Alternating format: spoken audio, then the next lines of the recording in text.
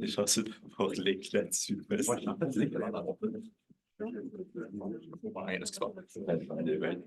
j'écrivais des trucs, la musique, c'était comme.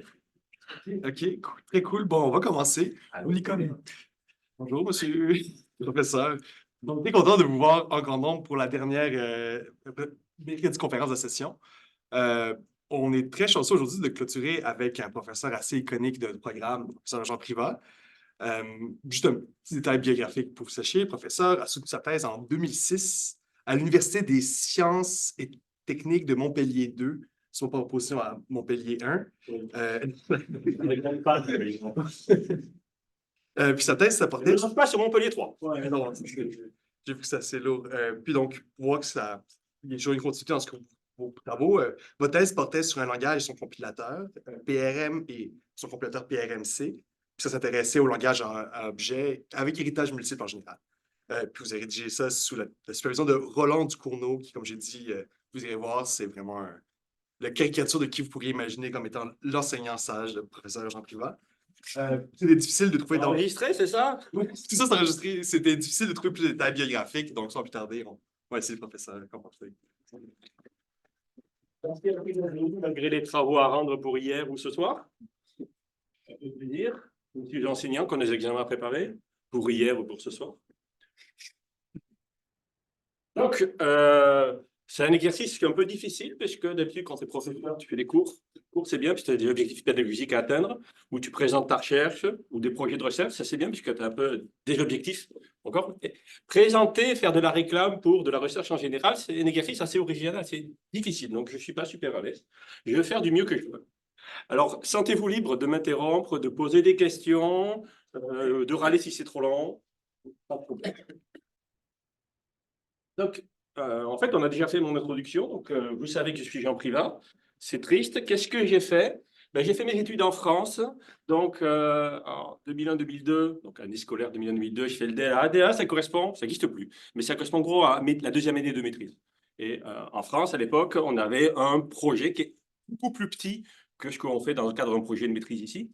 Mais c'est un peu ton projet de fin d'études, d'une certaine façon. Donc, moi, j'avais travaillé sur des problématiques d'anecdotisme de Grattabel dans des situations de compilation séparées. Donc, c'était un peu mon initiation à la recherche à moi. J'avais trouvé ça cool, intéressant, et puis mon directeur de thèse m'a convaincu de continuer justement en thèse et puis de s'intéresser à des problématiques de langage et de compilation. Parce que j'ai fabriqué une thèse, donc ça s'appelait de l'explicité à l'efficacité, une approche modulaire des langages objets. Et donc, à déployer un langage de programmation pour illustrer des idées particulières sur la façon dont on spécifie des langages d'objets et la façon dont on les implémente, on fabrique des compilateurs. Ça s'est relativement bien passé. Donc, après, on m'a invité à Purdue University. Donc, c'est une université assez célèbre parce qu'ils ont une bonne équipe de football. Dans l'Indiana, où j'ai travaillé dans une équipe de recherche sous la direction de Yann Vitek. Ils avaient un projet OVM, Open Virtual Machine, qui était une machine temps réel pour Java, avec des contraintes additionnelles par rapport au Java classique. Donc, il existe des applications Java pour le Java temps réel, mais pour faire tourner ces applications, il faut des machines virtuelles dédiées, spécifiques, avec des contraintes compliquées. Donc, développer là-dedans, dans ce projet, en particulier une extension pour Java qu'on appelait Streamflex, qui était un mécanisme de programmation parallèle temps réel basé sur OVM. Donc, quelque chose, oui. Temps réel, c'est comme pour de l'embarquer? Temps réel, c'est que dans les contraintes de temps. Ça veut dire que le résultat d'un calcul est important, mais tu dois avoir une deadline. Si tu as le bon résultat, mais trop tard, ça ne sert à rien. Donc, il faut être capable de dimensionner tes calculs de façon à ce que tu estimes ton cas au pire. Dans le cadre d'une machine virtuelle, ça rajoute des contraintes compliquées, puisqu'une machine virtuelle, elle a beaucoup d'effets pour l'implémentation des langages. Je fais un appel polymorphe. Combien de temps il va me prendre? Ah, mais ça dépend. Non, ça dépend. Donne-moi un chiffre. Oui, mais là, j'ai lancé le Ramesnet. Combien de millisecondes ça va prendre? Ça dépend. Non, donne-moi un chiffre. Donc, ça rajoute beaucoup de contraintes. Si je rajoute de la concurrence en plus, tu vas avoir des contraintes additionnelles, puisque tu as des programmes qui font des trucs, qui prennent du CPU à d'autres threads, d'autres processus. Donc, ça rajoute des contraintes dans la mise en œuvre, l'implémentation du langage. En contrepartie, ça gagne des avantages, puisque ce n'est pas que nul, puisqu'à la limite, ton objectif, c'est d'avoir la deadline. Donc, il n'y a aucun intérêt de gagner 10% de performance. Tu fais toujours ton cas le pire. Donc, tu n'optimises rien en moyenne. Il n'y a aucun intérêt d'optimiser en moyenne. Tu te mets, je te sers ma deadline, je l'ai avant, c'est good, c'est pareil. Donc, la façon dont tu organises tes programmes sont un peu différents, la philosophie de développement est différente. Donc, c'était intéressant, c'est des contraintes différentes, parce que Java est pas forcément fait pour ça à la base, même si des extensions existent. Donc, il y a un côté faut bricoler. Donc, OVM, c'est une machine intéressante parce qu'elle a été programmée elle-même en Java. D'ailleurs, le code de la même machine était en Java et il transpilait ça en C. Donc, des stratégies d'implémentation. Donc, comme ça s'est bien passé, j'étais aux États-Unis, puis Lucam m'a dit hey, on a un poste en programmation parallèle. Il croyait que j'ai de la programmation parallèle, je l'aurais toujours pas dit. Est-ce que ça t'intéresse de candidater? Moi, je me suis dit, j'étais dans l'Indiana, prends la voiture jusqu'à Détroit, on prend l'avion, on arrive à Montréal, on fait une semaine de tourisme à Montréal. De toute façon, je ne reviendrai jamais, je m'en fiche. Et bon, ils m'ont pris. Donc, je suis resté à Montréal. Donc, je suis quand même à l'UQAM depuis un petit moment et j'ai fait des cours légers. Des cours légers, donc j'avais monté 10-70 de zéro, ça n'existait pas avant, donc on apprend, je ne sais pas s'il y en a qui l'ont suivi, le 10-70, donc une mise à niveau, remise à niveau, introduction aux environnements Unix. J'ai fait le cours d'assembleur, en gros, on est arrivé là, on m'a dit, tiens, tu fais le cours d'assembleur, pourquoi? Parce que tu es nouveau. Moi, je ne voulais pas à l'origine. Donc, j'ai fait le cours d'assembleur. On a refait une mouture récemment, on refait le cours from scratch en risque 5 en septembre. Je ne sais pas s'il y en a qui l'ont subi.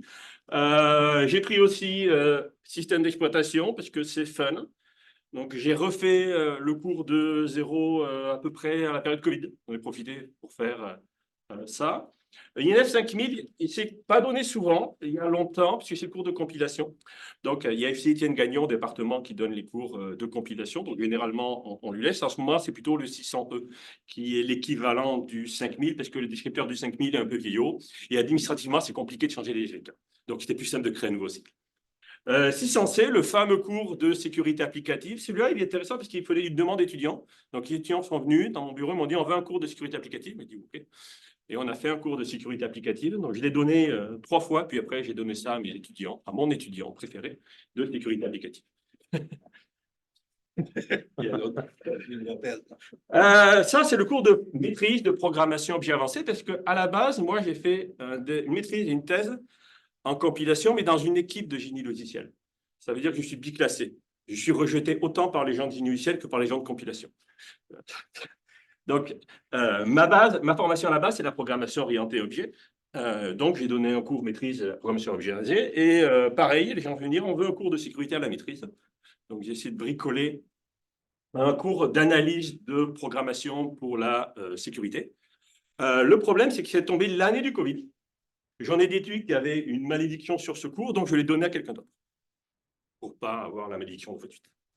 Donc, ça, c'est après les trucs que je donne. On m'a proposé aussi le cours de potion et de défense contre les forces du mal, mais j'ai dit non. Ça.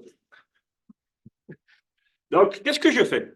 Bon, ben, ce que je pense que ma famille pense que je fais, il manque un niveau d'indirection. Ça, c'est des vieux films. Vous n'étiez pas nés, je pense. Hein? Oui, franchement, il pourrait dire, il pourrait prendre pour Néo ou Morpheus. Non, je suis le traître. Bon sang. Le moral en prend un coup. Bon, ça, c'est ce que mes collègues pensent que je fais. C'est faux aussi, c'est très réducteur. Bon, il n'y a pas bien 3 boutons. Et ça, c'est ce que je fais plutôt en vrai. Parce que la vie journalière d'un professeur, c'est peu cinématographique. Donc là, d'ailleurs, il y a des examens à préparer, là, donc, dans 1 ou 2 mois, je crois. Donc, je crois qu'il y a le temps. Mais bon, donc c'est ce que je fais. Source intéressante, PhD comique. Donc, pour ceux qui vont aller à la maîtrise ou au doctorat, ne lisez surtout pas ça. Parce que vous allez déprimer en disant, mais c'est juste de la torture psychologique, le boulot d'étudiants-chercheurs.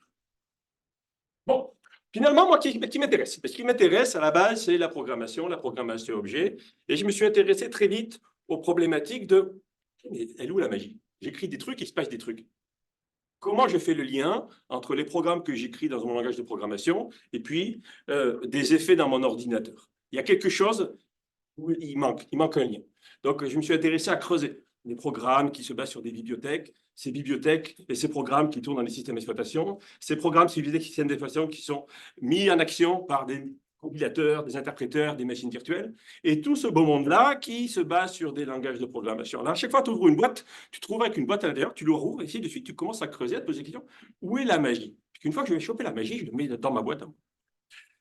Ça, c'est un peu le fil conducteur. On y va en creusant. Extra, bon, programmation orientée objet. Quand je dis programmation orientée objet, c'est vraiment le problématique de conception, définir des API objets. Vous avez des cours de conception et c'est assez variable en termes de comment on fait les choses. Puisque la vraie programmation orientée objet, c'est compliqué. Donc, c'est peut-être un cours que je devrais faire, ciblé pour la conception objet. La cybersécurité applicative, je vais en parler un petit peu. Les logiciels libres, puisque tout ça, je bosse dans du libre. L'intérêt du libre, ce qui t'intéresse, c'est comprendre comment les choses fonctionnent. Dès que le logiciel est libre, c'est beaucoup plus facile, parce que tu peux aller vraiment voir c'est quoi la vérité. Et pas seulement voir de l'information que des entreprises veulent bien laisser fuiter ou de l'information qui a été analysée par rétro-ingénierie. Donc, le logiciel libre permet vraiment d'analyser comment les programmes, les bibliothèques, les systèmes d'exploitation, les compilateurs, les machines virtuelles et les langages de programmation sont faits. D'un point de vue curiosité, c'est génial. Un dernier truc qui m'intéresse, c'est la pédagogie en informatique. Donc, comment enseigner aux étudiants et futurs informaticiens à être de bons étudiants et de bons informaticiens. Pour une raison purement égoïste, c'est que des fois, je dois utiliser des ordinateurs, et puis quand les logiciels sont mal programmés, ça m'énerve. Donc, je vais voir qui c'est, et si c'est un ancien étudiant à moi. Donc, on m'avait demandé il y a quelques mois, oui, tu présentes au du recherche, il me faut un titre. J'ai dit ça, et puis je me suis parlé. Je suis parti. Après, ils m'ont redemandé des résumés, tout ça. Ils me demandent des choses.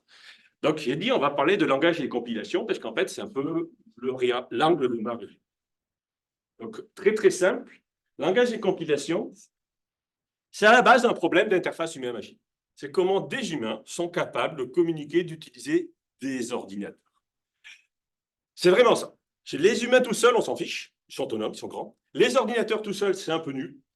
Donc, l'idée question, c'est comment les humains et les ordinateurs communiquent. Mais c'est un peu large, ça, comme scope. Le scope est vraiment trop large. Donc, moi, je ne vais pas m'intéresser à tous les humains, je vais m'intéresser aux humains améliorés, les surhumains, des développeurs. Attention. Et là, ça change tout. Bon, pas tant. En fait, ça juste scope le problème, mais on n'a pas énormément avancé. Donc, on fabrique, on spécifie des langages de programmation, et avec ces langages de programmation, il faut bien les exécuter. Il y a deux grandes familles de façon d'exécuter des programmes, c'est en utilisant des interpréteurs, que ce soit un interpréteur Ruby, un interpréteur Shell, qu'est-ce qu'il y a comme autre interpréteur à la mode, un interpréteur PHP, ce genre de choses. Donc, un interpréteur, il prend quoi? En entrée, il prend le code source, il prend les données que lui file l'utilisateur, les données qui viennent de l'environnement, les événements clavier, souris, les paquets réseau, donc les données. Et l'interpréteur, il explique au microprocesseur quoi faire. C'est un peu comme si toi, tu veux faire une recette de cuisine. Je vais faire il y a quoi comme recette de cuisine ici? Une poutine. Donc, je vais faire une recette de cuisine, mais moi, je ne connais pas la recette de cuisine. Donc, je vais prendre un Québécois qui se met à côté de moi et qui me traduit. Il me dit, là, tu prends des frites et tu fais des frites. Et puis après, tu fais la sauce. Et puis, voilà, le fromage, c'est compliqué. Donc, il me traduit mot à mot, morceau par morceau, pour moi qui ne sais pas lire le québécois, mais qui est capable de faire de la cuisine. Donc, il faut qu'il y ait quelqu'un qui te tienne là. Donc, un interpréteur, c'est un logiciel qui explique au microprocesseur comment faire ça. C'est une grande stratégie qui fonctionne bien. La deuxième solution d'exécuter du code, c'est passer par un compilateur. L'idée du compilateur, c'est prendre du code source, de le passer dans une moulinette qui va le traduire en quelque chose que le microprocesseur peut comprendre, ce qui fait que tu peux le rentrer directement de façon autonome. L'analogie en cuisine, ça serait quelqu'un qui prend la recette de cuisine et la traduit en disant « J'ai pas le temps de t'expliquer, de te tenir la main. Tiens, voilà la traduction, débrouille-toi. Tu es cuisinier comme un grand. » Donc, c'est un peu ça, l'angle. C'est extrêmement réducteur, mais ça donne une idée. Parce que dans la vraie vie, on va se trouver avec des mix entre les deux, avec des machines virtuelles et des JIT, par exemple. Mais les grandes lignes, c'est ça. OK. Bon, je vous ai expliqué c'est quoi ma discipline, vite fait. Les projets de recherche. Alors, j'ai une approche assez naïve de la recherche, puisque je n'essaye pas de résoudre les grands mystères de l'univers, de la biologie, de la métaphysique. Moi, ce qui m'intéresse, c'est programmer des trucs amusants. Et parmi les trucs amusants à programmer, ben, programmer des compilateurs, des interpréteurs, des machines virtuelles, c'est encore plus amusant que programmer des applications web. Et donc, le problème, c'est vraiment pas facile.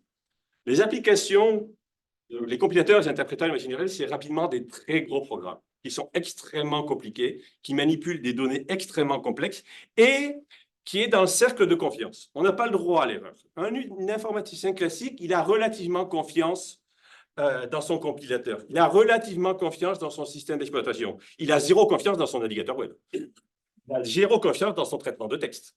Mais son compilateur, il a relativement confiance. Et ça rajoute une contrainte supplémentaire pour les développeurs de ces outils-là en termes de qualité logicielle. D'accord? Est-ce qu'il y en a qui ont réussi à faire planter leur compilateur? La salle, bien sûr. Et d'autres? Pas que le compilateur te donne une erreur parce que ton programme est pété.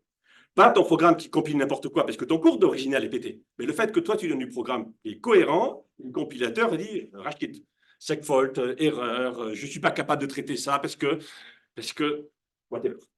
Ou alors pire, il te compile un truc mais qui est faux, qui n'est pas ce que tu avais dit à l'origine. Il a menti, il a mal fait son travail de traduction. C'est pas drôle quand ça arrive. Ça arrive rarement parce qu'on a un certain niveau de qualité attendu.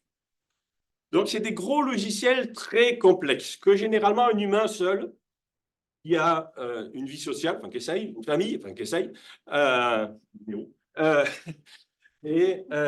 difficile à maintenir quand tu es tout seul. Donc, en ingénierie, les entreprises peuvent permettre de les avoir. Ils ont une armée d'ingénieurs pour maintenir du code, pour maintenir de la toolchain, du compilateur. Mais dès qu'on est dans un scope un peu recherche, dans lequel on bricole des affaires dans des compilateurs, des machines virtuelles, il y a un besoin compliqué pour travailler sur des compilateurs de la vraie vie.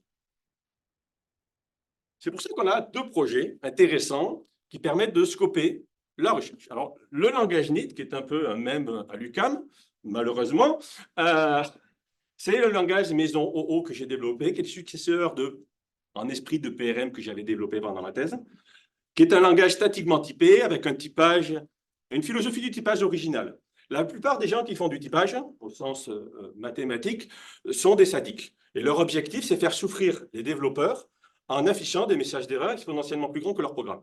C'est leur seul but dans la vie. Mais je me suis dit, une hypothèse gratuite de développement, en disant, hey, et si le typage aidait le programmeur? C'est révolutionnaire.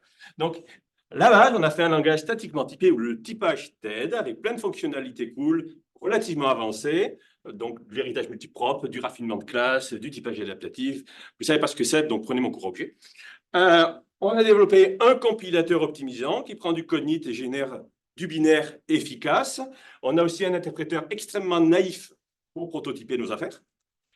Et puis, une philosophie de conception qui dit on va essayer de faire quelque chose de minimal, de simple, de pas surprenant. L'idée de ce projet-là, c'est de permettre à un étudiant, un chercheur, de rentrer dans le projet et en quelques jours, semaines, mois, pour les plus longs, ou les plus à temps partiel, être capable d'être productif, de faire de quoi? Que si je les envoyais dans l'LVM ou dans la machine virtuelle Java, il leur faudrait 2 ans avant d'être productif. Ce qui n'est pas très utile dans le cadre d'un stage de recherche ou d'une maîtrise. Pas attendre 2 ans qui maîtrisent l'outil, puisque déjà en plus en 2 ans, ils ont changé tout le bazar, il faut tout apprendre à zéro. Ça évolue vite ces affaires. L'autre chose, c'est qu'on en contrôle l'outil. Donc on fait un peu ce qu'on veut. Donc quelques trucs cool. Alors le problème des compilateurs, rapidement, c'est que ce n'est pas sexy. C'est triste. VI, je n'ai pas de feedback. NIT.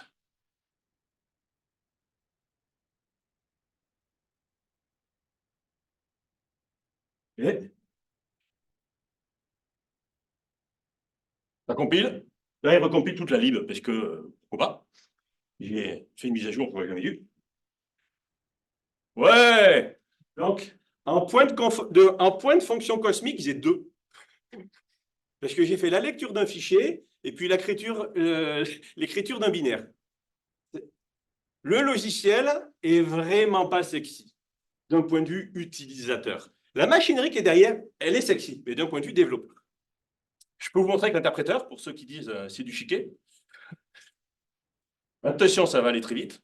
Donc là, donc on arrive à développer un langage de programmation avec, oui, Je voudrais comprendre la différence entre le compilateur et l'interpréteur. Le compilateur prend un fichier source et se génère un binaire qui s'appelle le nom. Par défaut, c'est le nom du binaire sans l'extension. J'aurais pu l'appeler un point out, mais j'ai dit quand même.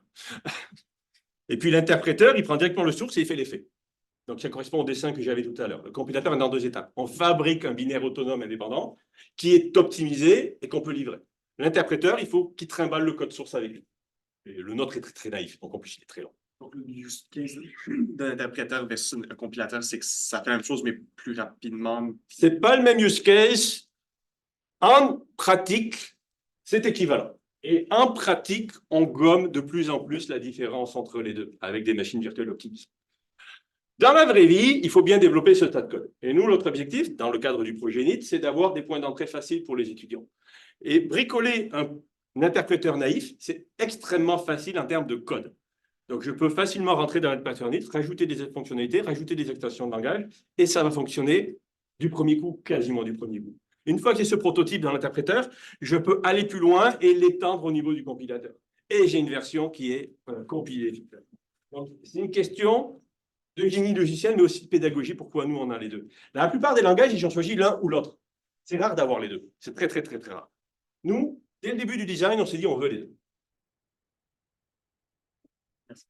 Il y a de... Oui?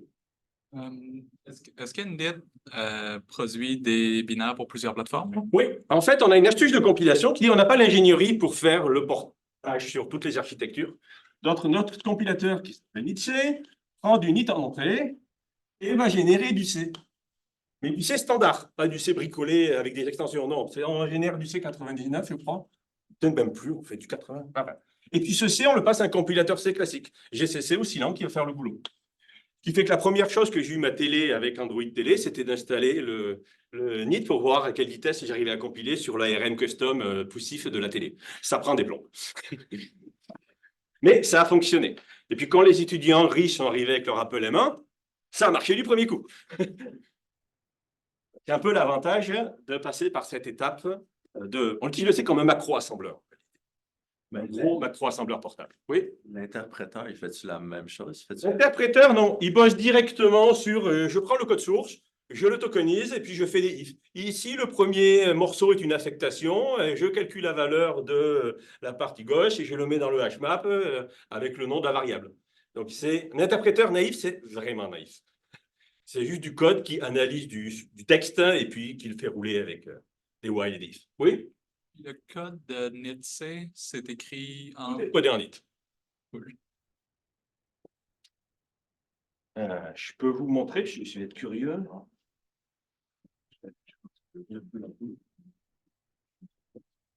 On a un site web, NIT Language, et on a un dépôt quelque part.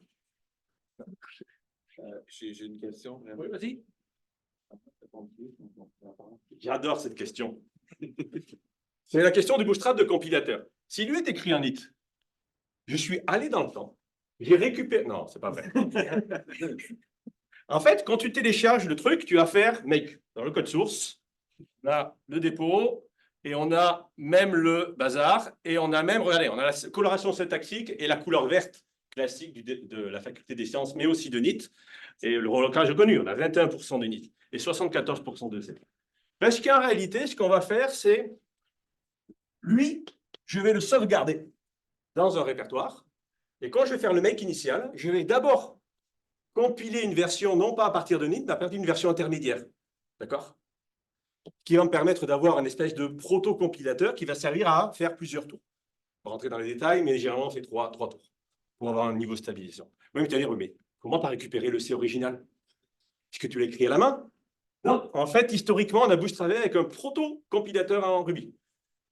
Donc, tu codes un Ruby à la MOS qui implémente un sous-ensemble de NIT avec de la façon la plus naïve possible pour avoir du C, très très naïf, et là, tu pars dans le mode de bootstrap. Maintenant, ce compilateur primitif en Ruby, il est plus fonctionnel, parce que le langage a trop évolué. Donc, tu pars d'une ancienne version en C. La mise à jour du C se fait une fois tous les 10 ans. On a du code qui est relativement solide. C'est-à-dire que le vieux compilateur en C est toujours capable de faire tourner le NIT moderne. Enfin, le compilo moderne. Les bibliothèques, non. Les bibliothèques vont utiliser éventuellement des trucs plus avancés que le compilateur primitif ne sait pas faire, parce qu'il n'a jamais été implémenté à cette époque-là. D'autres questions, d'autres remarques? Le code binaire n'est pas portable. Le code est binaire n'est pas portable, exactement. Le C est portable, le binaire n'est pas portable. En termes de dépendance, on dépend principalement de l'ellipse et de l'IBOM, qui est le ramassiette qu'on utilise, ce qui fait que on peut se passer les binaires d'une architecture à l'autre et ça va marchouiller. Mais c'est mieux de recompiler. OK. Je ne vais pas rentrer trop dans les détails, parce que ce n'est pas l'objectif. Quoi d'autre qu'intéressant? Pour ceux qui vont au séminaire Lattes, éventuellement, vous devez vous inscrire pour la pizza. On utilise un logiciel qui s'appelle Opportunity, qui est codé en NIT, qui est fièrement codé en NIT, excusez-moi. Donc, fièrement codé en NIT, c'est marqué, qui permet de faire des sondages. Et la fonctionnalité première de Opportunity, c'est de pouvoir calculer le ratio de pizza nécessaire à commander. Donc, tu fais plusieurs choix de topping de pizza et en fonction du nombre de choix, tu as une pondération qui s'applique. Et en fait, on avait rajouté... C'est pour ça qu'il faut faire pas confiance au supply chain. On avait rajouté un if en dur qui boostait la poulet rôti barbecue. Pour en avoir un peu plus. Ce qui est chiant, les gens mettent la VG. Qu'est-ce qu'on a? On mange des légumes. Ah ben, donc, un deuxième projet plus récent, c'est Faro. Alors, Faro est complètement diamétralement l'opposé de NIT dans son scope, mais cohérent dans la philosophie finale. Donc, Faro est un dialecte moderne de Smalltalk. Les plus vieux d'entre vous connaissez, entendu parler éventuellement de Smalltalk dans vos cours d'histoire de l'informatique. C'est un langage de programmation rigolo. L'intérêt de Faro, c'est que c'est à peu près la seule l'implémentation de Smalltalk la plus active, la plus vivante. Et il y a une grosse communauté internationale là-dessus. C'est un langage relativement niche, mais il y a du monde qui font ça. Faro est orienté objet aussi, parce que de toute façon, moi, je ne mange que ça, dynamiquement typé, hautement réflexif, et avec un mécanisme de live coding. C'est vraiment bizarre. Quand tu commences les programmes Faro, c'est naturel. Mais quand tu viens à Faro sur le tard, c'est bizarre. Mélange ton système d'exploitation, un langage de programmation et une IDE ensemble. Ça veut dire que le code que tu édites, il est en train de s'exécuter pour de vrai. Les objets que tu inspectes dans ton debugger, tu peux les bricoler et résumer l'exécution. C'est intense en termes intellectuels. C'est extrêmement versatile et dynamique. Par contre, c'est fragile. C'est fragile. Tu peux tout détruire tellement trivialement. Il n'y a pas de protection. J'ai envie de casser la classe array, plus rien ne va fonctionner, parce que ton interface graphique, ton IDE, ton compilateur a besoin de la classe array fonctionnelle pour marcher. Si tu pètes array, tu n'as plus rien. Dans la solution, c'est que tu pètes array. OK. Donc, philosophie de conception qui date de Smalltalk. Smalltalk, c'est les années 80, avant les années 80. Minimal, puissant, réflexif. Et ce qui est intéressant dans Faro, c'est qu'on va avoir des industriels qui sont coincés avec une grosse base de code de production basée sur des Smalltalk propriétaires industriels qui coûtent une blinde à maintenir. Donc, ces gens-là, ils ont un intérêt à passer sur des versions libres d'implémentation de Smalltalk pour continuer à faire tourner leurs affaires. Donc, ils arrivent à vivre avec ces industriels niches qui ont de l'argent, qui ont de la base de code et qui veulent que ça tourne. Ils veulent de la production. Ils ne sont pas là pour déconner et ils n'ont pas les ressources pour tout écrire en Java en moins bien. Faro, c'est relativement rigolo comme façon de travailler. Et le problème des étudiants, des professeurs qui bossent en Faro, c'est dès qu'ils passent dans un autre langage, j'ai l'impression qu'on leur coupe les bras. Ils ne peuvent plus rien faire. C'est-à-dire que je suis obligé de relancer mon programme pour le débugger. C'est quoi ça? Je suis déjà mon éditeur. Pourquoi je devrais lancer mon programme? Donc, c'est des choses bizarres. Un truc rigolo en Faro que Général montre pour les gens qui font des présentations Faro, c'est Roissal, qui est une bibliothèque de visualisation. Donc, il y a qui font du R, peut-être, donc un langage statistique de visualisation, ou du Panda, je crois que c'est l'équivalent Python. Donc, c'est pour du traitement de données. Je prends des données, je fais de la représentation, je fais du filtrage, je fais des choses. Donc, ça, c'est Faro, la boîte. Là, j'ai le playground. Et j'ai lancé un truc qui dessine des arbres et je peux faire des choses pour de la visualisation. Et là, ça me dit, c'est le truc. Donc, chaque rond, c'est un nombre et il y a une flèche quand il est relié à sa moitié.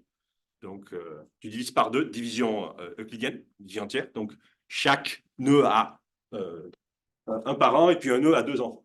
Le double et le double plus 1. Parce que c'est une bibliothèque qui est faite pour la visualisation des graphes en La général. visualisation de tout. Tu peux faire des charts classiques. Ça fait tout. Donc, ça fournit des primitives de Canva de dessin et puis ça fournit des primitives de plus haut niveau pour faire de l'analyse de données. plus tout ce qu'il faut pour l'interactivité avec ton analyse de données, parce que tu es live. On est en live coding. Le code et les données visualisées, ce n'est pas un snapshot des données, c'est la représentation actuelle des données actuelles.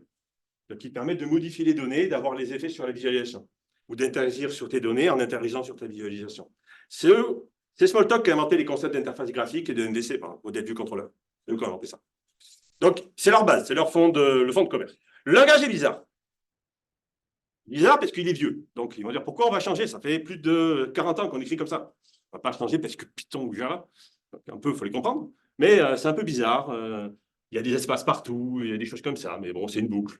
Il y a des collectes, il y a des blocs, il y a des machins. Je ne veux pas rentrer trop dans les détails. La syntaxe est ouverte. OK. Je ne vais pas faire sur Faro. Ce n'est pas l'objectif. S'il y a des questions sur Faro, je pourrais répondre. Y a-t-il des questions sur Faro? Vas-y. C'est quand tu édites le code, tu n'as pas besoin de le relancer, genre? Yeah. Donc, entre le moment où tu es dans une version qui compilerait pas, genre? Il n'y a pas de code source. Ouais. Le code source, c'est live. Fait que si je suis en train de l'éditer, Ouais. ben, avant que j'ai fini mon édition, il y a Non, comme... parce qu'il y a une étape de commit. Tu édites ta fonction, et puis tu dis, je veux la sauvegarder. C'est au moment où tu vas la sauvegarder qu'elle va remplacer l'ancienne implémentation. Est-ce que tu pourrais, à la ligne 10, changer le 2 par 3 pour le faire? Oui, bon, ça, c'est juste un playground. Donc, oui, je trouve ma souris. Et où est la souris? Voilà. Il y a un lag, hein. C'est bizarre. C'est peut-être à cause de Zoom. Je mets un 3, et donc moi, je devrais avoir 3 enfants par nœud. Yep. Voilà, il y en a 200, c'est un peu nul. On peut en mettre 20 pour qu'on les voit mieux. Bon, je ne sais pas pourquoi ça a fait ça. Pourquoi ils ne sont pas connectés, eux? Là, c'est 6. Et lui, c'est qui? 2. 6 divisé par 2. 6 divisé par 3 égale 2, ça a de l'allure.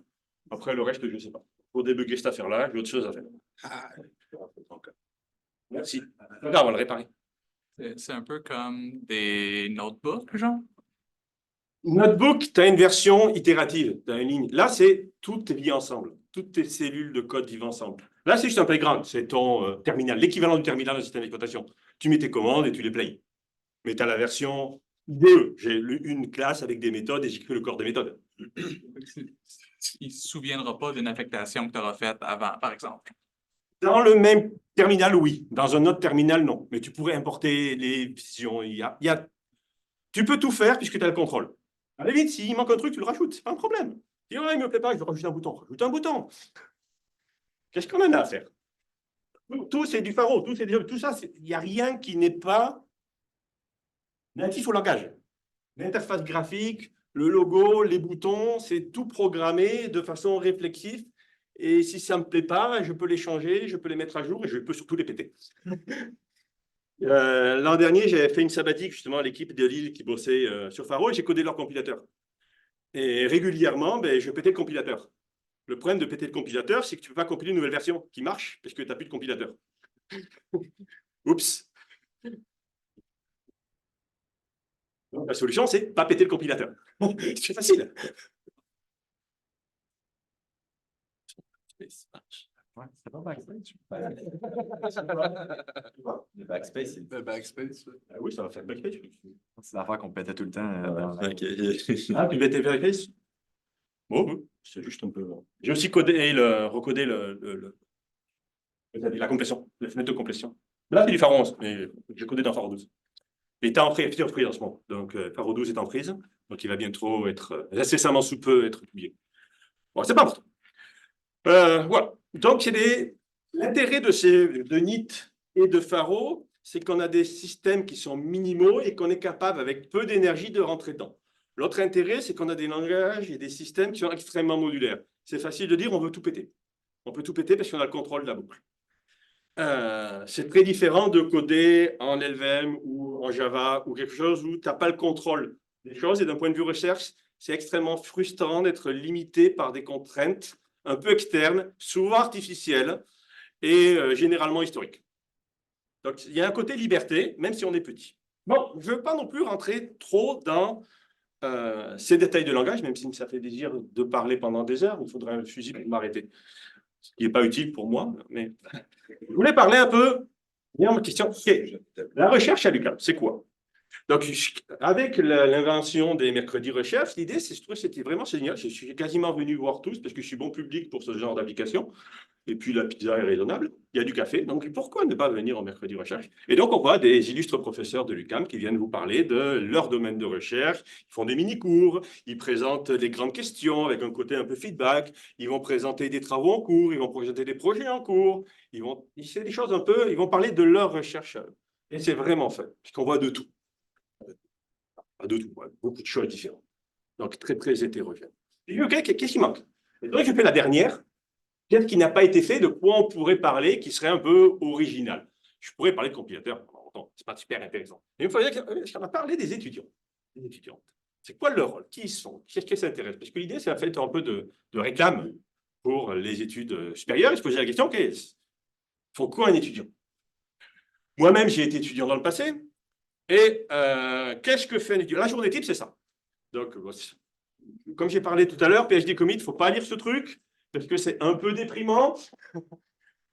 Quand on ne fait pas études supérieures, c'est déprimant. Et puis quand il y a, tu dis, ah, mais je me reconnais. Ou non, plutôt, je reconnais des gens que je connais. Nuance. Donc, c'est spécial. Donc, ça, c'est la journée type. Qui sont ces personnes-là? Quand est-ce que je peux faire de la recherche en informatique? À tous les cycles, on fournit la possibilité de s'intéresser à la recherche en informatique. Au premier cycle, principalement BGL, parce que c'est relativement prévu dans le programme lui-même. On a ce qu'on appelle les bourses de recherche de premier cycle, des subventions canadiennes pour les meilleurs étudiants. Il y en a certains dans la salle qui peuvent faire coucou. Dans le programme du BJL, on a ce qu'on appelle le profil Honor. Donc, si tu as une bonne moyenne, je ne vois plus combien c'est, tu peux, 3,5 et plus, tu peux switcher au profil Honor, ce qui veut dire que tu fais un projet individuel, pas en équipe, individuel. Tu l'as responsabilité d'un prof, ça te fait un cours. Et parmi les 2 cours optionnels, tu vas choisir des cours de maîtrise ou de doctorat. C'est fun, donc il y a des gens qui font ça. Et puis, même si tu ne qualifies pas au profil Honor, tu peux en fait juste faire le cours projet. Parce que c'est 3,2, je crois, pour lui, et 3,6 pour le package, ou 3,5 pour le package. Et au pire, si tu veux faire autre chose, si tu es dans un profil coop, tu peux choisir de faire des stages dans l'industrie, mais tu peux aussi faire des stages dans un laboratoire de recherche. Et par exemple, dans un laboratoire de recherche à l'UQAM. Par exemple, dans un laboratoire de recherche à l'UQAM, sous la direction du professeur Privat. J'ai eu des exemples. Et puis, si ça ne t'intéresse pas de faire des stages coop, parce que l'architecture et la bureaucratie coop, tu peux faire des stages non coop, ça marche aussi. Donc, quand tu fais des stages de recherche coop, ils sont crédités dans tes 3 stages. Ou pas, tu fais comme tu veux, on est libre. Donc, ça, c'est le profil un peu pour initiation à la recherche. Les gens peuvent après, éventuellement, s'inscrire à la maîtrise en informatique, dite maîtrise recherche, puisque à l'UQAM, au département d'informatique, on a une maîtrise en informatique généraliste. Bon, et maintenant, ils ont rejeté un profil IA pour faire hype. Mais c'est généraliste, on fait toute l'informatique. Et puis, on a 2 maîtrises professionnelles, la maîtrise en génie logiciel, MGL, et la maîtrise en sciences des données, MIGD, intelligence et gestion des données, qui sont où on apprend plutôt à utiliser les outils, les bonnes pratiques. Là, on est plus recherche. Fais ce que tu veux en grande quantité. Comment ça fonctionne? On a 5 cours avancés et un cours de méthodologie, et puis un projet de recherche qui est le gros morceau, sous la direction d'un professeur. 3e cycle, on recommence. C'est un rond de Stockholm attaque. Et on a 2 cours dans la même banque et un énorme projet qui est le projet de thèse. Donc là, on va faire continuer le travail de direction. Mais là, ce n'est pas très représentatif. On a du mal à comprendre c'est quoi, de quoi on parle. Qui comprend de quoi on parle concrètement? J'ai compris que Crayolote, ça j'ai compris, mais le reste. Donc, la formation, ça c'est important. On ne fait pas de la formation à la recherche. On fait de la formation par la recherche. Ça veut dire que le débouché des gens ici, là ou là, ce n'est pas devenir des enseignants-chercheurs comme moi, c'est éventuellement de bosser dans l'industrie. C'est ou de bosser, de monter sa propre start-up, ou aller faire du fromage de chèvre en Gaspésie. Fais ce que tu veux. Mais ce qu'on va faire, ce n'est pas vous apprendre à devenir des chercheurs, c'est admettons que vous êtes des chercheurs, faites des trucs. Et avec cet effort de admettons que je suis un chercheur, je fais des trucs, je vais apprendre des choses. Je vais apprendre sur des problèmes rares, complexes, qu'on ne verrait pas forcément dans l'industrie, chose que tu ne ferais pas dans une vraie boîte. On va apprendre à utiliser une méthodologie scientifique méchante, d'ordre et de discipline. L'objectif, ce n'est pas d'avoir un résultat. L'objectif, c'est d'avoir un bon résultat de la bonne façon, d'être capable de le justifier. On ne se base pas dans notre coin, on part des résultats de recherche qui sont déjà là. Donc, l'état de l'art, la revue de littérature, les bonnes pratiques, l'état de la situation est vraiment important en recherche. L'objectif, ce n'est pas refaire, réinventer la roue carrée. Ça n'a aucun intérêt de réinventer la roue carrée. L'objectif, c'est, étant donné la roue, est-ce que je peux faire mieux? Oh, je peux faire des chenilles. Donc, c'est un peu ça. Et puis, on a un vœu que j'ai du recul. Si tu as juste un micro-technicien qui va laver des éprouvettes. Oui, éventuellement. Mais est-ce que tu es capable de comprendre c'est quoi la problématique que tu travailles dessus et devenir un expert international? Et je considère, moi, que mon travail est fini quand je demande à mes anciens étudiants pour des questions d'expertise, parce que moi, je n'y connais rien, c'est lui, c'est spécialiste mondial maintenant. Donc, ça marche bien. On a une petite approche différente. Ça, c'est des arsenaux pour ceux qui viennent de l'industrie ou ceux même qui viennent du scolaire. Quand tu es à l'école, il faut remettre des TP, qualifier les exigences, avoir des bonnes notes. Tu sais que les TP est faisable. Tu as des examens, il faut faire les examens, il faut répondre aux questions, mais tu sais que c'est faisable. Quand tu es dans l'industrie, tu as un projet à faire. Tu as des deadlines. On ne te demande pas de raconter ta vie. Livre la marchandise, rajoute de la valeur. En recherche, on dit, on ne sait pas, on recherche. Alors, fais des trucs. Fais des trucs jusqu'à que tu trouves. Et ce qui est intéressant, éventuellement, ce n'est pas de trouver, parce qu'on ne sait même pas s'il y avait une solution. L'important, c'est la méthodologie, le chemin, les amis que l'on rencontre dans le chemin. On essaye des trucs. Il faut être créatif. Et c'est désarçonnant, parce que c'est quoi la réponse? J'en sais rien. Travaille et peut-être tu sauras. Et puis, si on ne sait pas, tu auras quand même quelque chose. Tu sauras que tu ne sais pas. Pourquoi ça a échoué? C'est intéressant. Bon. Comment expliquer ce que font le travail d'étudiants? Je me dis, une chose simple, ça serait juste de regarder, mais qu'est-ce qu'ils ont fait, mes étudiants? Déjà, comment ils s'appellent? Et puis, bêtisons, tout ça. Mais qu'est-ce qu'ils ont fait? Je regarde un peu, tiens. J'ai des étudiants qui ont travaillé sur de l'extension de langage. On prend un langage qui a des limitations, qui ne sait pas faire des trucs, et on va essayer d'augmenter le langage, le rendre plus expressif. Mais on ne va pas faire des trucs random, on va dire on veut un langage qui dessine des canards Unicode. Ça n'a aucun intérêt. Il faut qu'il y ait une motivation, une logique, un besoin. Donc, qu'est-ce qu'on fait? Pourquoi on le fait? Qu'est-ce que les gens ont tenté de le faire? Est-ce que le problème est répandu ou pas? C'est quoi les façons de s'y prendre? Comment je justifie? Quels sont les compromis que je dois faire? Parce qu'au bout d'un moment, il faudra choisir entre 2, 3, 5, 15 000. Lequel je prends? Pourquoi? Je ne vais pas faire les 15 000. Pas le temps. Donc, c'est une justification méthodologique qui est importante. L'autre question, dès que tu fais l'extension de langage, c'est pourquoi tu ne fais pas juste une bibliothèque? Modifie pas le langage, code une bibliothèque. Donc, il faut être capable de justifier et dire oui, mais non. Une bibliothèque, ça a telle et telle limitation. Une extension de langage, ça rajoute telle et telle puissance. Donc, comment je vais bosser? Je vais rajouter sur la syntaxe, je vais bosser sur la sémantique. Bosser sur la sémantique, ce n'est pas quand ça fonctionne, c'est aussi quand ça ne fonctionne pas. C'est important de penser à la récupération. Donc, les messages d'erreur, certains, ça c'est vraiment amélioré. Mais avant, les messages d'erreur, c'était dramatique. Bosser sur l'implémentation des moteurs d'exécution, dire oui, j'ai la spec, mais les compilos, les interpréteurs ne l'apprennent pas. C'est un peu nulos. Donc, il faut bosser interpréteur et ou compilateur. Et puis, maintenant qu'on l'a, il faut l'expérimenter, le mettre en œuvre. Non, regardez, j'ai réécrit tout le compilateur NIT en utilisant mon extension. Et j'ai gagné 4 lignes. Ou j'ai perdu 20% de perf. Oups.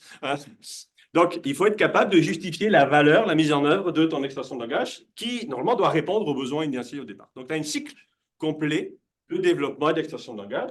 Et en fonction de ce que tu fais, ça peut rentrer dans le cadre d'un stage de premier cycle, d'un mémoire de maîtrise, d'une thèse ou de 40 de thèse. Donc, un des premiers étudiants de maîtrise que j'ai co-encadré en arrivant à l'UQAM, c'est Jean-Sébastien Guénina, qui était en collaboration avec Étienne Gagnon, professeur du département. Et l'idée, c'était, on prend le langage protonite et on rajoute un concept de type nullable. Type nullable, c'est être capable statiquement de déterminer si une expression, une variable, un attribut peut contenir non nul ou pas, ou je ne sais pas. C'est un peu l'idée. Ce n'est pas nouveau comme concept. En 2012, c'était quand même assez nouveau. Maintenant, il y a des langages qui le fournissent, plus ou moins bien fait, plus ou moins. Et donc, nous, c'est parti. OK, comment on va essayer de le faire bien? Alors, ce que j'ai fait, j'ai juste copié un morceau du résumé, donc dans la partie abstracte. Donc, je ne vais pas vous le lire, mais ça explique un peu l'objectif, la philosophie. Nous, ce qu'on veut, c'est ça, ça et ça comme contrainte de qualité. Notre contexte et nos contraintes de mise en œuvre, c'est telle affaire, par exemple, le langage protonite. Et puis, notre mise en œuvre, c'est telle affaire. On va jouer statique, dynamique, avec les règles de telle façon. Le problème de nul, c'est la construction des instances. Quand je fabrique une instance, new, avant la première ligne de ton constructeur, tu as un objet à moitié construit. Et il y a forcément des valeurs qui sont nulles, mais pas nulles, et c'est nul.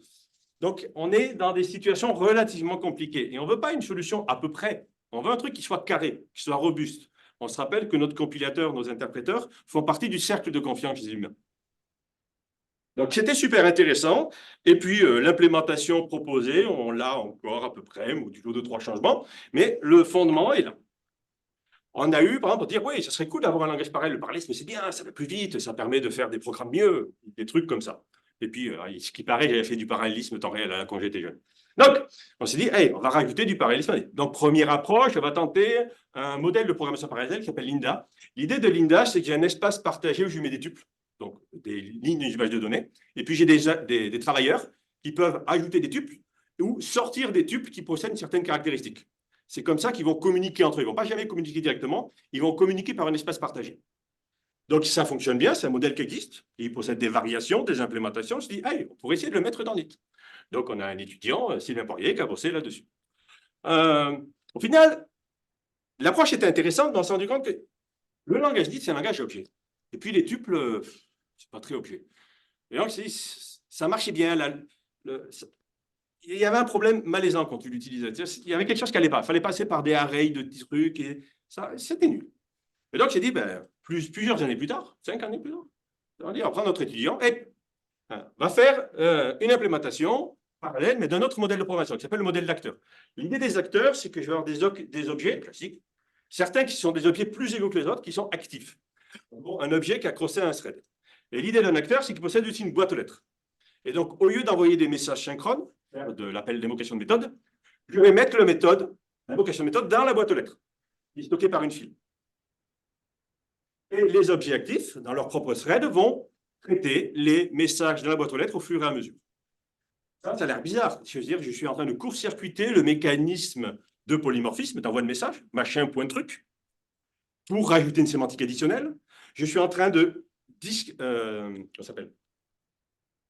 dissocier 2 catégories d'objets, ceux qui sont passifs et ceux qui sont actifs, accrocher un thread avec une boîte à lettres.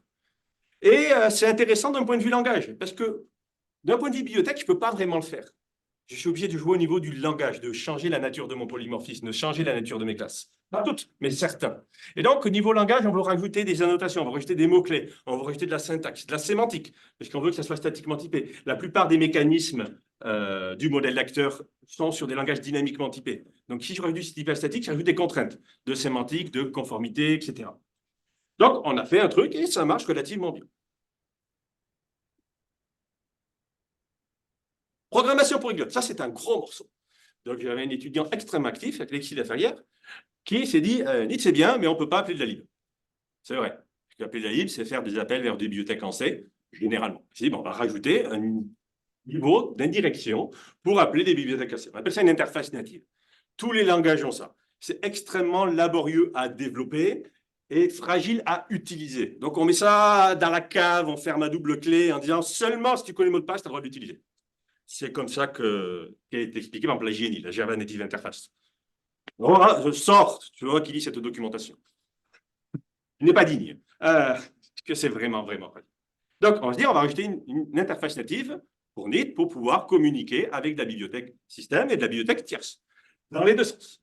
Et comme il a trouvé ça cool, il a rempilé en 2018, enfin, en 2018, la thèse en 2018, rempli avant, pour faire la version WhatUp, qui dit que je me connectais à du C, mais je veux me connecter à tous les autres langages de l'univers, dans une grande farandole multicolore et chamarrée. D'accord?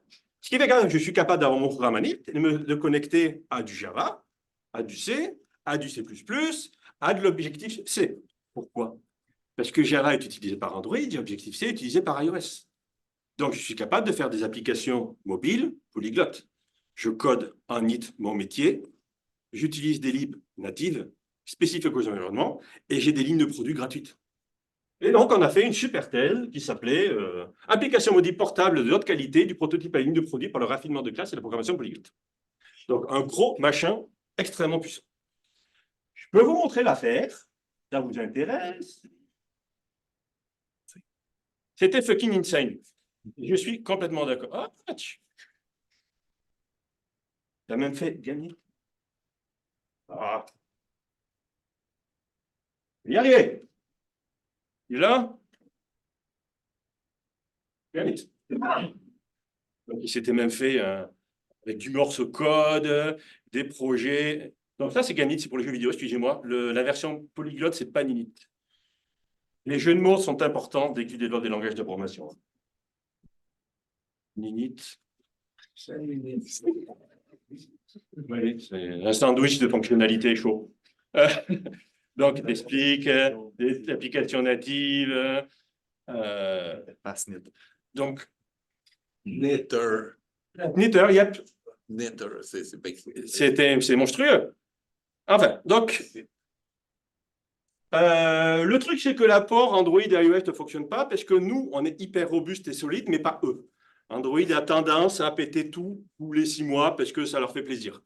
Et donc, tous tes scripts et tes chaînes de compilation et tes positions des choses ne fonctionnent pas. Et la seule doc, c'est mets à jour ton Visual Studio, ton Android Studio et coche telle case. Je doute sur une ligne de commande, sur une intégration continue. Je n'ai pas de boîte à cocher. Donc, c'est extrêmement pénible et on n'a pas l'énergie psychologique pour maintenir ce truc-là. J'ai déjà motivé pour faire la mise à jour. Regardez sa build sur des erreurs à la con parce que Gradle, c'est de la dope. Ce qui n'est pas satisfaisant. Le problème, pas de l'autre côté, c'est de leur côté. Je peux quand même vous montrer des trucs rigolos. Contrib. Il y avait quoi d'accélérant? Il y avait Astéronite. Ah ben oui, on va faire le mec. Donc on compile Astéronite avec la ligne de produit Linux, qui va s'interfacer avec les bibliothèques graphiques de Linux. C'est gratuit. Donc, ça n'a pas l'air, mais c'est extrêmement puissant d'un point de vue langage. Puisque là, on vient de faire du raffinement multiple, implicite. C'est génial. Et puis, on va le lancer. Il est dans Bin. Et Bin. Astéronite. Et puis, j'ai... Ah, c'est sur l'autre écran. Ça, c'est les logs. Puis, j'ai un jeu astéroïde. Piou, piou, piou, piou, piou. Bon, ça va avec l'écran, mais piou, piou, piou. Et puis, je suis dans un tort. Ouais! Ça vaut ce que ça vaut. Q pour quitter, je crois. Bon, peut-être lui pour quitter. X pour quitter. Je peux vous montrer CD. Non. Je l'ai mis où?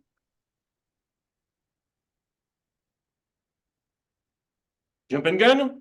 On va faire le mec. Oups. Okay, jump and gun. Je sens. Donc, c'est un jeu de... Vous connaissez Doom? Donc, c'est pareil, mais vraiment minimal. Donc, jump and gun. Ah, dans l'écran ici. Ah merde, il m'a pris mon focus de souris, cette andouille. Parce que la souris, c'est pour viser le curseur. Ce qui fait que je ne peux pas dépasser la fenêtre et je ne sais pas comment dégrabe. Windows, flèche à droite. C'est vrai que je peux tenter avec du Windows, ça n'a pas marché. Shift, flèche à droite. Ah bon, là, je suis mort. Mais on a anti-enter to respawn. Ouais. Allez, respawn. Ah, je pense. Ah, mais c'est ça. Hop. Yeah. Piou, piou, piou, piou. Bon, je suis OK. Donc, on est mort. Donc, c'est uniquement avec le binding. C'est très minimal. Hein. C'est du indie rétro. Et puis, si vous avez vu dans la ligne de compilation, c'était intéressant. On ne l'a pas vu. On l'a peut-être vu au-dessus. Ah, tant pis. Il y a un module réseau qui est rajouté par raffinement de classe. Ça veut dire que je peux faire la version en local, un qui est le serveur, les autres se connectent et on joue tous ensemble sur la même carte, avec des astuces de programmation par ligne de produit. C'est génial. Sérieux. C'est impressionnant. Bon, je ne veux pas rentrer sur les choses, mais on s'est vraiment gavé là-dessus. Ah, il ne l'a fait pas tout seul. Il a été aidé, en particulier par Frédéric Vachon, quelqu'un qui maintenant s'en est sorti vu qu'il fait de la sécurité, qui a aidé pour développer le port vers toutes les bibliothèques Android et qui vont bien. Parce que Android, la bibliothèque pour tous les contrôles graphiques, pour tous les contrôles matériels, les capteurs, le réseau, les intents, il y a tout à minder. Et donc, se fabriquer un outil qui s'appelle JWrapper, qui prend du Java, qui bricole et qui te fait les classes de wrap automatique à NIC avec un espèce de miroir. C'est extrêmement sophistiqué. Bon, les démos, je les ai faites. Stagiaire de qualité, ce qui... Stagiaire de qualité. Donc, si vous êtes du stagiaire qualité de potentiel, écrivez-moi. Généricité covariante. Donc, vous connaissez tous la généricité, vecteur de machin ou array list de trucs. Bon, ben, la généricité, c'est un domaine compliqué. Et il y a plein de façons de l'implémenter et il y a plein de façons de le spécifier. À init, on a décidé de la spécifier de façon originale, qu'on appelle ça la généricité covariante. Il n'y a pas grand monde qui fait ça, il y a nous. C'est à peu près tout. Et de l'implémenter de la façon la plus dure possible, qui s'appelle la généricité non effacée. C'est dur. Java finit ni l'un ni l'autre, pour vous donner une idée de à quel point c'est dur.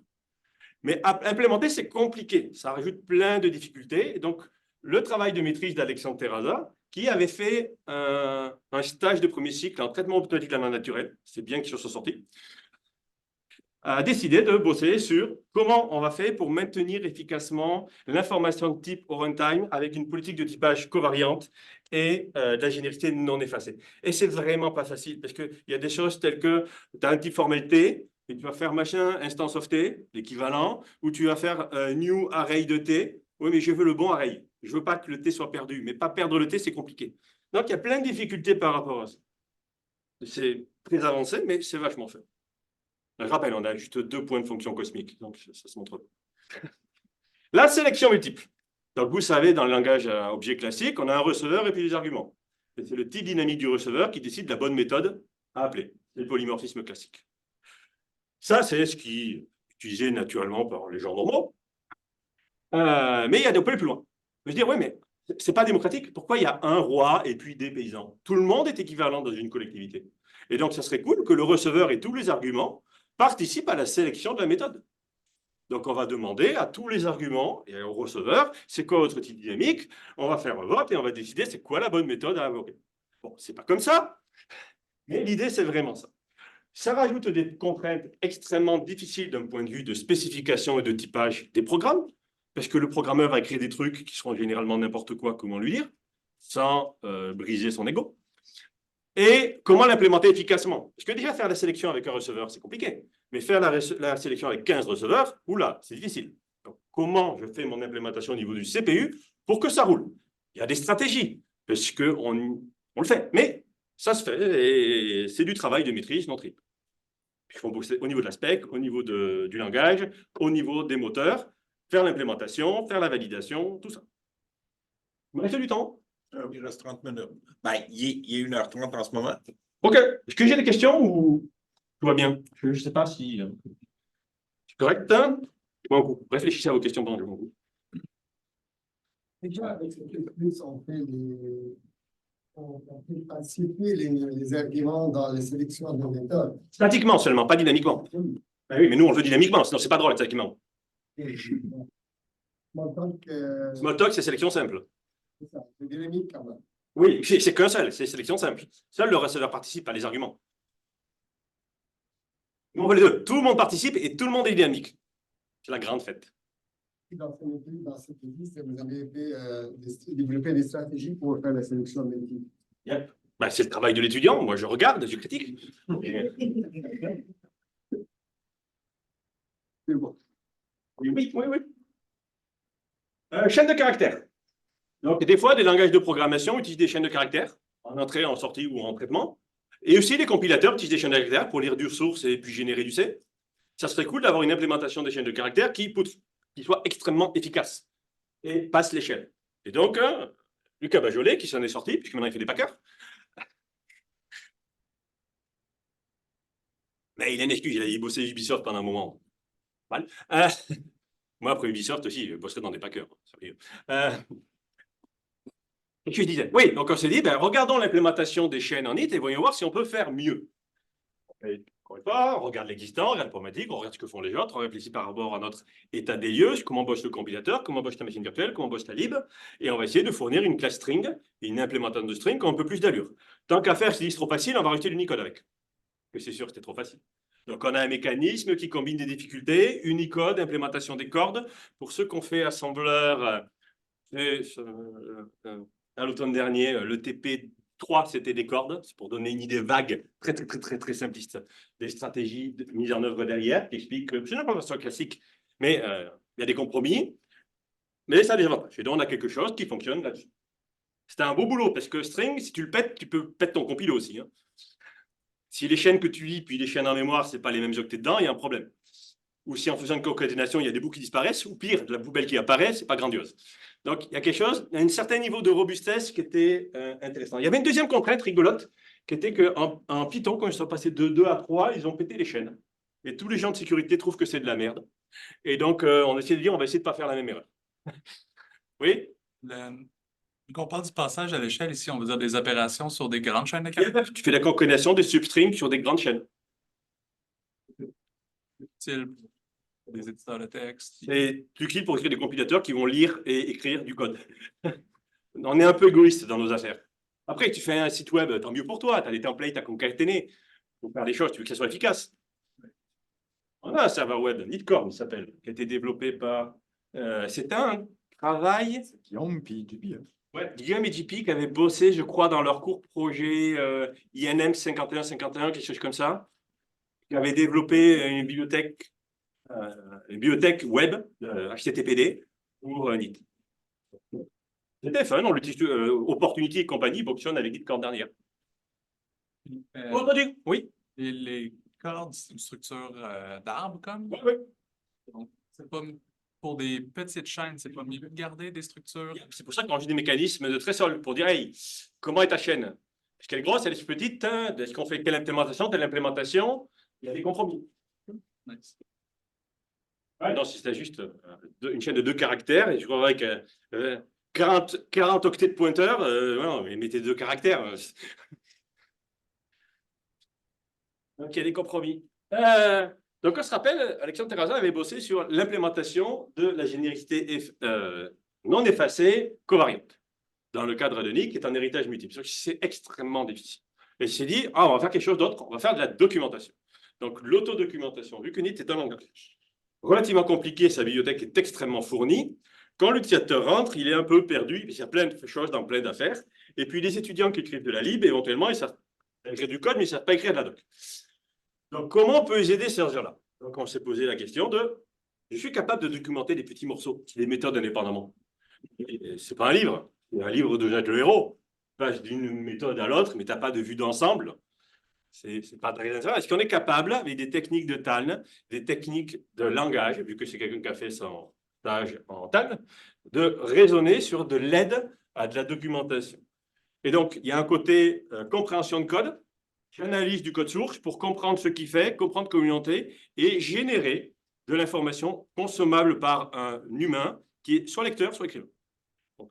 Je l'explique mal, mais c'est super. En byproduct, il a fabriqué un outil qui s'appelle NITweb, qui est un autodoc dynamique, qui va te permettre de naviguer dans ton modèle objet, dans tes bibliothèques, dans tes méthodes, dans tes packages, de façon non pas juste des grosses pages statiques Javadoc ou d'Oxygène, mais de l'information dynamique et avancée par rapport à ton point de vue. Il y a aussi un fuzzer, un matcher qui est relativement puissant. Derrière, ça tourne avec du Nitcorn et une base de données graphe. Il y a du Neo4j aussi. Donc, c'est assez intense d'un point de vue de développement, indépendamment de la qualité de la recherche. Programmation pour contrat.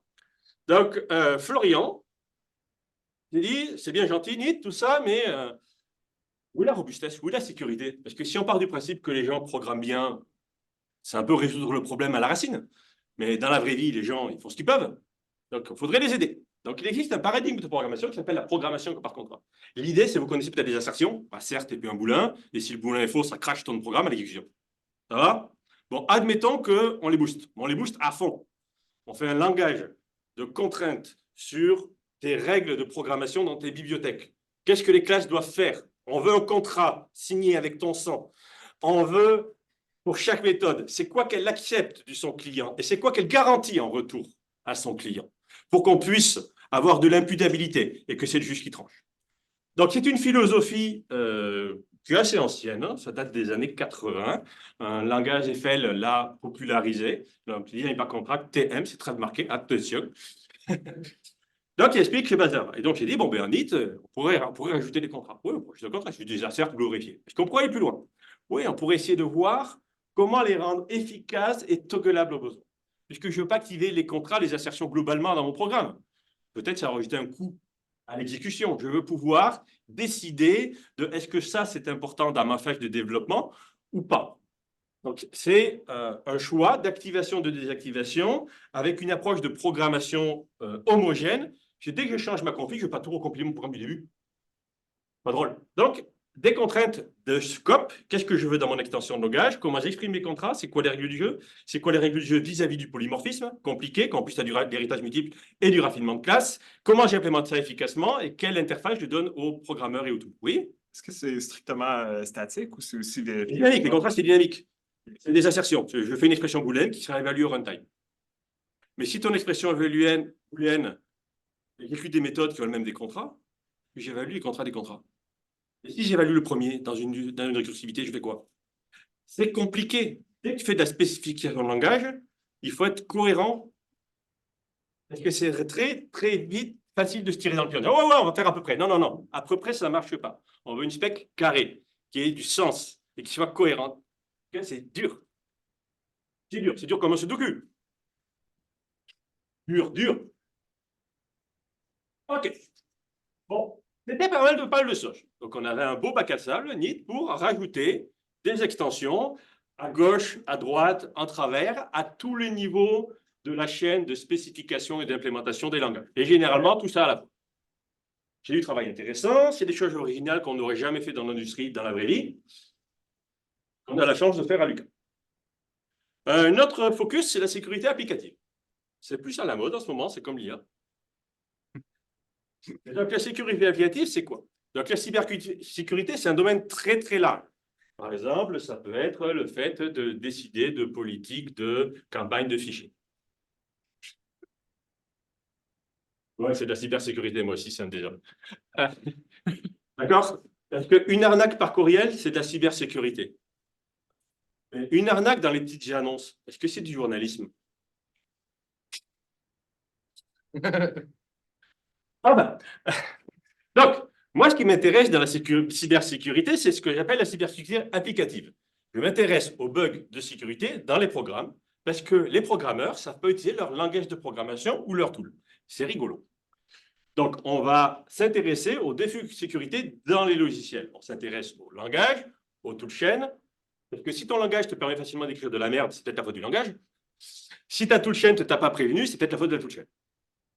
Donc, on va rajouter plein de mécanismes d'analyse de programme. Et là, je ne vais pas le refaire la job. Je vous envoie voir la présentation de professeur Stélenart, qui est quelque part noyé dans le site web. Sur le site de Mercredi. Ça fait partie de l'exercice de trouver le lien. Néanmoins, que font les étudiants en cybersécurité? Donc, le seul qui a fini un truc en cybersécurité, c'est Philippe Petit-Clair, qui a bossé sur un truc un peu tangentiel. On va utiliser des outils de cybersécurité pour résoudre un problème de pas cybersécurité. L'analyse de programme, c'est compliqué. Généralement, tes programmes explosent. Ton analyse explose combinatoirement parce que la sémantique à découvrir de tes programmes est grosse et complexe. Une façon de tacler le problème, c'est de changer les données du problème. Mais si nos programmes sont petits et simples, avec un langage réduit, peut-être on peut faire des analyses compliquées en temps raisonnable et en coût raisonnable. On va se dire, OK, on va faire ça. On va prendre des programmes assembleurs d'étudiants, une solution du professeur, passer ça dans une moulinette magique, qui va faire des analyses concoliques, et qui va dire, hey, j'ai trouvé un input qui ne donne pas le même résultat dans la copie de l'étudiant et dans la copie du prof. Et là, tu vois ça, tu testes l'input. Bon, ben, si le prof avait raison, tu mets des points en moins à l'étudiant. Et puis, si le prof avait tort, tu corriges la solution du prof. C'était de l'aide au développement. C'était une preuve de concept, parce qu'on est capable de prendre ces stratégies d'analyse de sécurité dans un autre scope. Je te l'ai bien vendu? En cours, ça, c'est des choses qui ne sont pas finies. Donc, analyse de JavaScript. JavaScript, c'est l'un des pires langages de l'univers. Je veux dire qu'à étudier, c'est fun. Ça part dans tous les sens. Rien n'est prévisible. Et les développeurs JavaScript, c'est les pires de l'univers. Ils écrivent n'importe quoi, n'importe comment. C'est plein de trous et de failles. Et donc, c'est intéressant de chercher, OK, à quel point les programmes JavaScript sont pétés. Donc, on s'est dit, on va faire des analyses de JavaScript. C'est un sujet super à la mode, au niveau industriel et au niveau académique. Néanmoins, je pose la question de est-ce qu'on peut faire ça sérieusement? Donc, Olivier Artaud, qui n'est pas là dans la salle, mais qui est dans nos mémoires. Il est mort? Je ne sais plus. Malade. Donc, travaille là-dessus. Donc, comme le problème est gros, on va peut-être le rétrofiter, dans le sens, on va derrière l'état des lieux de l'analyse de JavaScript et on fera l'analyse de JavaScript en thèse. On va y aller morceau par morceau. Évasion d'antivirus. Moi, je fais de la sécurité applicative, je suis red teamer, ça veut dire que je vais essayer d'attaquer des systèmes que j'ai le droit d'attaquer. J'ai un papier, j'ai un papier, j'ai le droit. Mais pour faire ça, il faut faire semblant d'être un vrai hacker, utiliser des techniques de vrai hacker de la vraie vie. Et en particulier, faire de l'intrusion, pivoter et bypasser les pare-feux et autres antivirus, se cacher dans des boîtes en carton, les techniques classiques d'infiltration. Or, évader les antivirus, c'est extrêmement méga pénible. Toi, tu as une mission avec une deadline. Quand tu as un hacker international, tu as des années pour faire ton truc. Mais là, tu es un red teamer, tu n'as pas le temps de bricoler. Donc, tu veux du tool qui t'aide. Et donc, l'idée de... Tiens, Philippe encore. Ça serait de dire, est-ce qu'on pourrait aider le red teamer à faire ce travail d'évasion d'antivirus en profilant les comportements d'antivirus et en implémentant automatiquement des contre-mesures dans tes payloads. Regarde. Ça avance? Uh-huh. Voilà. Ça se complexifie. C'est ça. Un autre truc intéressant, c'est l'auto-exploitation. C'est étant donné un programme, j'appuie sur un bouton et je l'exploite. C'est chouette. Il y a le côté, encore une fois, le coût en point de fonction cosmique, c'est 2. C'est trivial à coder, ça ne coûte rien. Donc, l'idée, on va scoper un peu, c'est de dire, étant donné que je prends un programme Java, mais pas un programme Java compilé, pas un programme Java source, un compilé, du point jar, du point war. Est-ce que je suis capable je te donne ça en entrée, et toi, tu me trouves automatiquement des vulnérabilités exploitables en utilisant des astuces de désérialisation. Je ne vais pas rentrer dans les détails, mais la désérialisation Java, c'est un vecteur très intéressant d'exploitation, et c'est assez systématique. Donc, on part du principe qu'il y a quelque chose d'automatisable assez facilement, mais on ne sait pas, c'est de la recherche. Donc, le facilement reste à définir. Ça avance? Ça avance. Va-t-il? Peut-être moins que prévu. D'autres choses en cours, antifonctionnalité. Donc ça, c'est 2 projets qui sont des projets patrimoniaux du LATES. Et l'idée des projets patrimoniaux du LATES, c'est de mettre des professeurs sur des domaines un peu orthogonaux et leur dire, essayez de faire quelque chose, c'est de l'allure. Donc, un projet patrimonial, c'est avec des gens de communication qui s'intéressent au fait que les applications mobiles pour enfants, ce n'est pas de la bonne cam. C'est plein de problèmes éthiques. Et donc, qu'est-ce qu'ils font? Ils prennent un humain qui appuie sur des boutons et qui coche dans des cases, des tableurs, la liste des problèmes. On peut automatiser ça. Donc, on s'est dit, à quel moyen on peut juste prendre, donne-moi ton tableur Excel, je regarde les colonnes et je vois ce que je peux coder, des moulinettes qui vont te pré-mâcher le boulot à un maximum de qualité. Sinon, tu te rappelles, tu avais plein de problèmes. Mais il y a des choses qu'on peut automatiser, et puis c'est le sujet d'Emmanuel Merlot qui bosse là-dessus.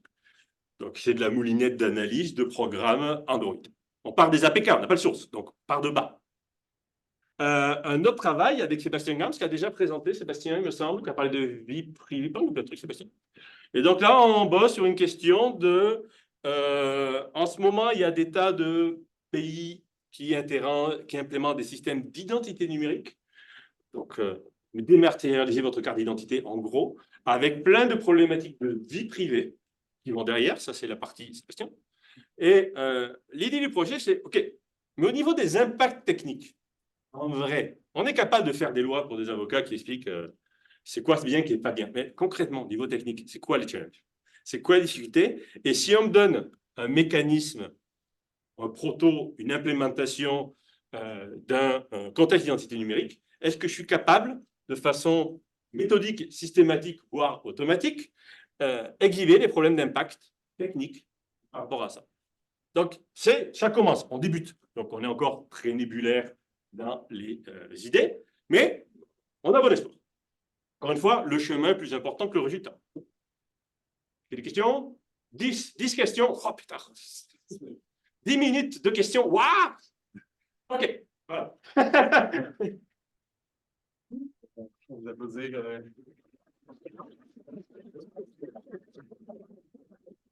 Quelqu'un dans la salle a une question en particulier? Sinon, moi, j'en ai une que je voulais vous poser. Je vous ai déjà écrit à ce sujet-là hier. C'était en lien avec un partage que vous avez fait il y a plusieurs années sur le Slack. Il y a souvent des blagues auprès des étudiants comme quoi vous êtes... Jamais blague aux étudiants qui prennent ça pour sérieux. T'as l'air tout embêté. Non, mais c'était des blagues. Mais comment je peux savoir? Je m'apprête à faire ça en live. Donc, c'était il y a des étudiants qui se plaignaient à l'époque, parce que c'était difficile de s'améliorer en informatique, puis comment des fois ils trouvaient qu'il y avait des différences entre les individus dans le programme, comme qui apprennent mieux que d'autres. Puis je me souviens qu'à l'époque, vous avez, puis les gens, vous preniez-vous en exemple comme quelque chose qui était inatteignable, puis une chose que vous avez dit à l'époque, c'était, mais c'est juste une question de pratique. Puis vous avez partagé un petit mème dans le fond que souvent les gens se posent des questions sur comment devenir bon, mais c'est juste la pratique. Donc, est-ce que vous avez des conseils en général pour tous les aspirants étudiants en informatique qui veulent devenir meilleurs et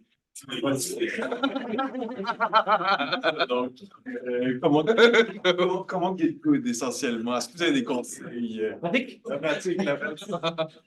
La pratique, mais pas que. Il faut quand même une rétrospective sur sa pratique. Parce qu'il y a des gens qui font la même poubelle pendant 10 années. Oui, moi, je fais ça depuis 40 ans. Good. C'était de la merde il y a 40 ans aussi.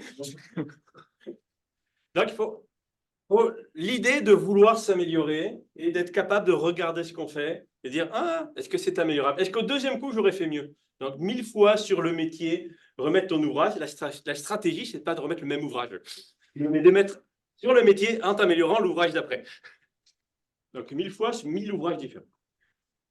Mais sérieux, il faut pratiquer. Donc, d'un point de vue pédagogique, généralement, dans mes cours, j'aime mettre des TP un peu qui font mal pour...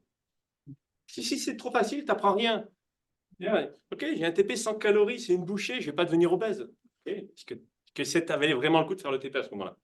Est-ce que ça te force en dehors de ta zone de confort? Et a posteriori, tu te diras, mais finalement, c'était facile.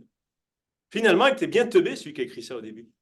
Donc, dès que tu relis ton code et tu dis, ah, j'ai un peu honte pour lui, et puis c'est toi, dire que tu t'es amélioré en tant qu'être humain. Je t'en passe plutôt que de dire comme quelque chose que vous commentez en général, c'est de sortir de notre zone de confort dans notre apprentissage, puis peut-être pas juste se tourner vers des choses qui sont faciles pour nous a priori. Yep. Poser des questions à ChatGPT, c'est un aveu d'impuissance. Je peux pas sûr qu'est-ce que tu veux dire par là, comme ça me juste que poser une question sur Google.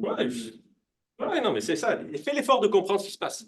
Le risque, c'est d'avoir une compréhension superficielle. Et moi, un peu, ce qui me drive là, depuis le début, c'est je veux comprendre la magie. Je veux comprendre comment je passe du point A au point B en vrai, en détail. Je fais des cours un peu pénibles. Et c'est vraiment ça, dire comment ça fonctionne. La compréhension superficielle, lister des mots-clés, des technologies, ça ne m'intéresse tellement pas. Moi, je veux voir un peu la substance. Qu'est-ce qu'il y a derrière, la vérité? Est-ce que je serais capable de le faire? Des fois, non. Mais au moins, j'ai compris comment ça marche, donc ça me rassure. Une sorte de mon expérience de 31-73 avec Nicolas. Merci. Tu l'as fait avec moi? Oui. C'était mon assistant, démonstrateur. Fait qu'on était vraiment chanceux. C'était la seule fois où... C'est ma démo. On était vraiment choyés, disons. Ça. Ok, merci beaucoup de répondre à ma question, je pense. Est-ce qu'il y a d'autres questions? Moussa, une question? Peut-être. C'est quoi l'impact de faire des TP difficiles d'un point de vue pédagogique? Avoir une belle courbe de gosse quand tu envoies les notes au registrariat. C'est quoi le but de...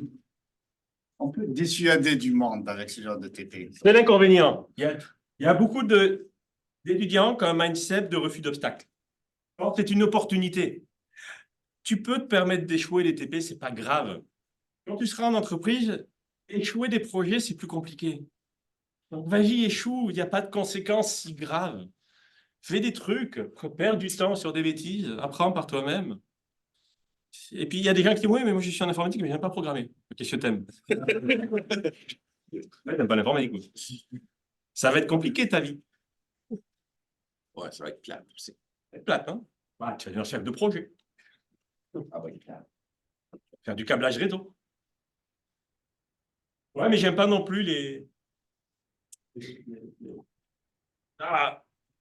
j'aime pas non plus les intégrales, les continues, les transformés de Fourier.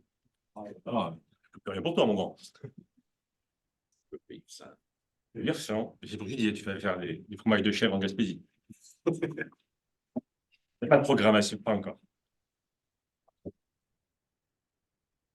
Plus d'autres questions? Allez-y. Et Non, je ne peux pas arrêter ici. Peut-être 14 heures, donc c'est pas question. Et 14h moins 5 pour ceux qui ont des cours ou quoi que ce soit. Vite, vous allez rater votre point. Ça fait du sens dans le travaux difficiles. Ça nous met sur la voie des apprentissages non superficiels. Cool, bon, ben. Applaudissements des fois, professeur. Tout le monde est présent, c'est l'apprécié, puis on se revoit. Merci beaucoup tout le monde d'être venu, ça fait plaisir. J'espère que vous avez trouvé ça intéressant. On se revoit en automne 2024 pour la continuation. Pour la conclusion. Non, la continuation. C'est des questions en ligne.